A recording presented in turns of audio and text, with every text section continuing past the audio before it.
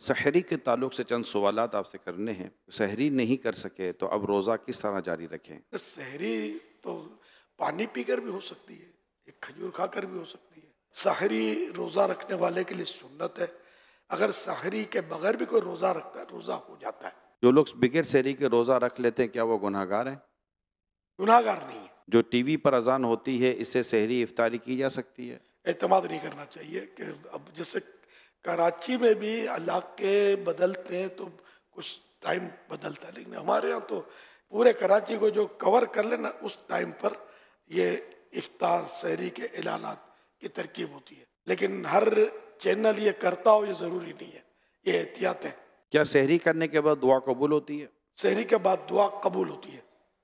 सहरी किस चीज़ से करना सुन्नत मुबारक है? खजूरों का तो हदीस पाक में तज़किरा है। अल्लाह पाक के प्यारे हबीब सल्लल्लाहु अलैहि वसल्लम ने इरशाद फरमाया, निअमत सहूर तमर, यानी खजूर बेहतरीन सहरी है।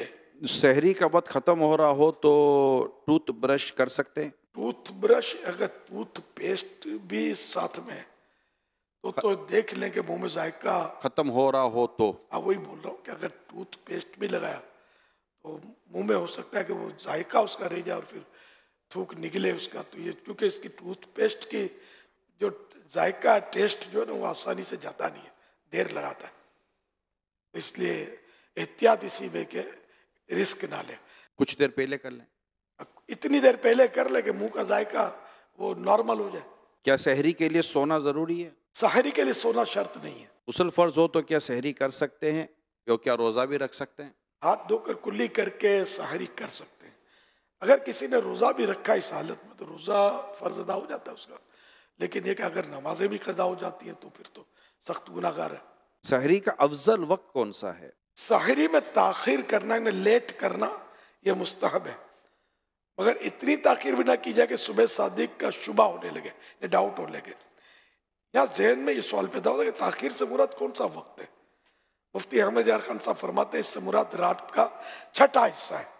तो छठा हिस्सा जो है वो अफजल है। सहरी करने की क्या क्या नियतें की जा सकती हैं सहरी में? बेहतरीन नियत ये है कि मैं सरकार सल्लल्लाहु अलैहि वसल्लम की सुन्नत पर अमल कर रहा हूँ, रोज़े पर इससे कुव्वत हासिल करूँगा। वाकई रोज़े पर कुव्वत हासिल होती है। अब रात भर खाए पिए नहीं फिर रोज़ा रखेगा तो जो हालत होगी।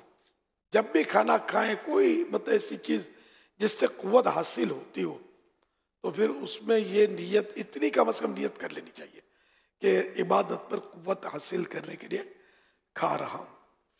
इन्हें कि बिस्मिल्लाह पढ़ के खाऊंगा, सहरी के बाद दुआ करूँगा कि सहरी के बाद दुआ कबूल होती है। तो इस तरह मज़ीद नियतें इजाफा कर सकते हैं। रोज़े की नियत क्या ज़बान से करना ज़रूरी है? नहीं, दिल में नियत होना काफ़ी है। अब दिल में नियत है और ज़बान से कह लेना अच्छा है। क्या महले की आखिरी अजान तक सहरी खा जब अजान से सहरी का ताल्लुक ही नहीं है तो आखिरी हो या पहली हो, अगर सुबह सादिक से पहले अजान हुई तो अजान दोहरानी पड़ेगी, और अगर सुबह सादिक से बाद हुई तो अजान सही हुई। अगर इस पर किसी ने खाया पिया तो उसका रोज़ा सही नहीं हुआ।